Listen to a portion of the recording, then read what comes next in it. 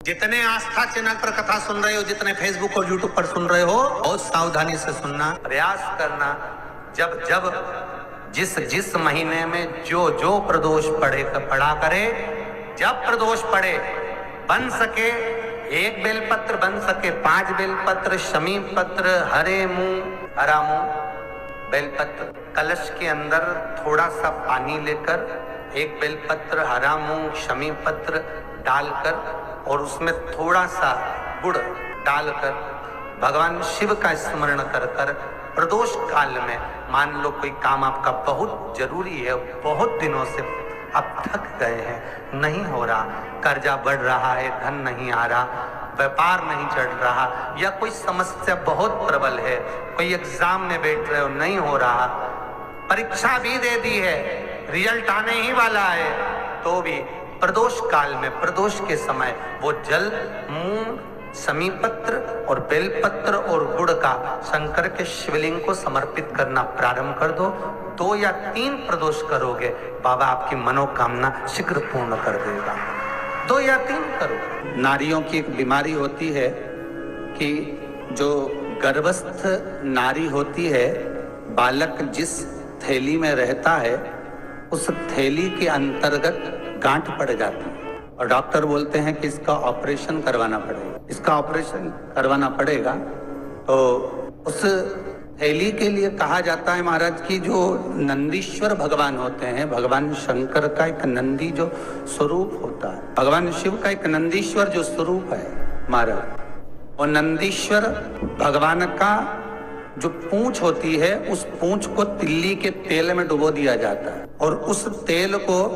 भगवान नंदीकेश्वर शिव जी का नाम लेकर शंकर जी पे चढ़ा दिया जाता है। उस तेल को पात्र में झेल कर लाया जाता है शाम को, और उस तेल को नारी अपने नाभि स्थल पर डालती है। तो महाराज ध्यान देना, उसके उदर में अर्थात गर्भाशय में जो गांठ होती है वो मात्र 14 से 15 दिन में गलना प्रारंभ हो जाती है महाराज, ऑपरेशन की जरूरत नहीं पड़ती। ये कोई नंदीश्वर भगवान का जो एक अवतार आपको प्रथम में कथा में जो वर्णन किया वो साधारण नहीं है। नंदीकेश्वर भगवान का एक एक स्वरूप हमें सुख का भान कराता। मान लो तुम्हारा पैसा तुमने किसी को दिया, 5 लाख, 4 लाख, 3 लाख, 10 लाख, 8 लाख, 2 लाख, 50,000, 25,000, 20,000, 40,000, और वो पैसा नहीं दे रहा आपको, आप हार गए कह के कर, फोन लगा कर, भैया दे दे रहे, परेशानी है, दे दे रहे भैया, हम तो परेशान हो गए, और हार गए, नहीं मिल रहा, बहुत परेशान। तो महाराज आप माँ जगतजननी जगदम्बा का शिव के साथ में शिव शक्ति का स्मरण कर कर देवी के नाम की 9 आहुतियां, सूखे बीले की, मतलब बीला जो सूख चुका है, फल जो सूख चुका है, उसकी 9 आहुतियां अग्नि में शंकर और सती के नाम से, शंकर और शिव के नाम से समर्पित करें, और आखिरी आहुति जो समर्पित करें उसमें थोड़ा सा भाग तिल का, और तिल भी काली नहीं चढ़ती उसमें, श्वेत तिल का भाग उसके साथ लगाकर समर्पित करें, और जिससे धन लेना है उसका नाम लेकर वो समर्पित करें महाराज, उसको सुध आएगी और वो पैसा किसी भी हाल में आपके हाथ में थमाकर जाएगा ही। उसकी आहुतियां, हे जगतजननी, हे जगदम्बा, तेरा नेत्र बिंदु से जो प्रकट हुआ वृक्ष है बेलपत्र का, उस वृक्ष की एक एक जड़ हो, टहनी हो, डाली हो, फल हो, शूल हो, वो सब मुझे अंगीकार है, मुझे स्वीकार। कोई बहुत भारी रोग, और ऐसा भारी रोग कि डॉक्टर कह रहे हैं कि इसका ऑपरेशन होगा और ये जांच के लिए मुंबई भेजी जाएगी, तो हो सकता है कि कैंसर की आशंका है, या रोग बड़ा प्रबल है, छूटना नहीं, ऐसा लग रहा है, अपने को लगता है कि शरीर में कोई गांठ हो गई, कोई छूटना नहीं है, कोई ऐसा लग रहा है। तो शिव पुराण कह रहे हैं महाराज, प्रदोष के दिन शमी के वृक्ष के नीचे प्रदोष काल में शिवलिंग का निर्माण करें, और शिवलिंग का निर्माण कर कर उस पर 11 बेलपत्र समर्पित करें, 7 शमी के पत्ते समर्पित करें, 5 लोम शंकर भगवान को समर्पित करे, संपूर्ण पूजन करे, दिया लगाए, पूजन करे, अनुष्ठान करे, अभिषेक करे, जो 11 बेलपत्र समर्पित करी उसको लेकर आए, और उस बेलपत्र को खाने के बाद भले वो गांठ शरीर की फिर भले जाए चेत होने के लिए, कोई रोग तुम्हारे शरीर में आ नहीं सकता, कोई बड़ी बीमारी प्रवेश नहीं कर सकती। प्रदोष काल का दिया गया दान, प्रदोष के दिन प्रदोष काल में किया गया पुण्य,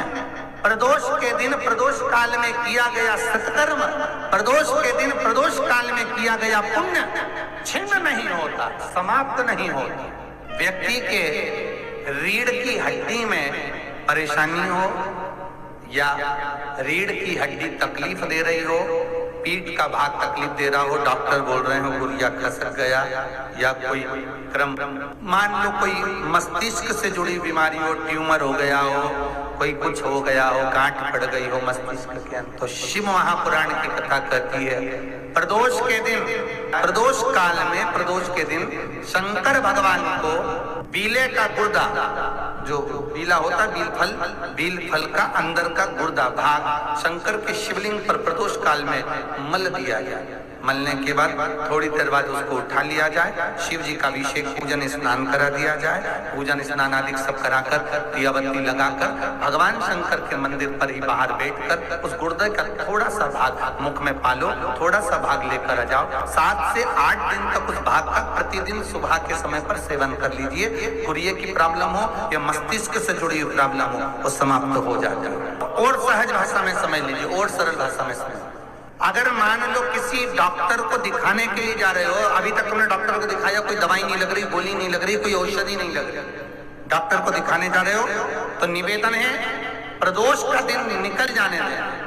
और प्रदोष के दिन जिसको भी डॉक्टर को दिखाने जाना है या अपने शरीर से जुड़े बीमारी के लिए कहीं जाना है कि बड़ी बीमारी ना निकले, भगवान स्वास्थ्य अच्छा रहे, तो 1 लोटा पानी प्रदोष के दिन, कोई भी प्रदोष हो, प्रदोष काल के समय शंकर को चढ़ाना है उसमें, परंतु शमी पत्र के 5 पत्ते होना जरूरी है। 5 पत्ते शमी पत्र के पंचामृत का काम करते हैं हमारे, दूध दही शहद घी शक्कर जल आदि का काम करते। 5 शमी के पत्ते आप उसमें जल में चढ़ाकर शिव जी को समर्पित करो, फिर आप डाले दिखाने जाओ, बड़ी बीमारी का योग नहीं बनेगा। रोग की मुक्ति, रोग समाप्ति प्रदोष के व्रत से हो सकती है। महाराज फिर निवेदन करेंगे, व्रत करो ना करो, पर प्रदोष के दिन शाम के समय प्रदोष काल में शिव का स्तमन जरूर करो, शंकर का अनुमोदन जरूर। शिव पुराण की कथा कहती है, मान लो कोई हड्डी से जुड़ा हुआ रोग, नेत्रों से जुड़ा हुआ, मस्तिष्क से जुड़ा हुआ कोई रोग रहता है, तो एक नीले कलर का फूल आता है, उस फूल में हल्दी डालकर प्रदोष पड़ने पर जो नंदी के पांव के पास समर्पित कर देता है महाराज, उसका रोग धीरे धीरे समाप्त होने लगता है। लिंग पुराण कहती है कि नंदीश्वर भगवान के सामने जो पुष्प समर्पित करा जाता है उसको, ये तो लिखा था स्कंद पुराण और शिव पुराण, लिंग पुराण कहती है जो फूल आपने समर्पित करा उसको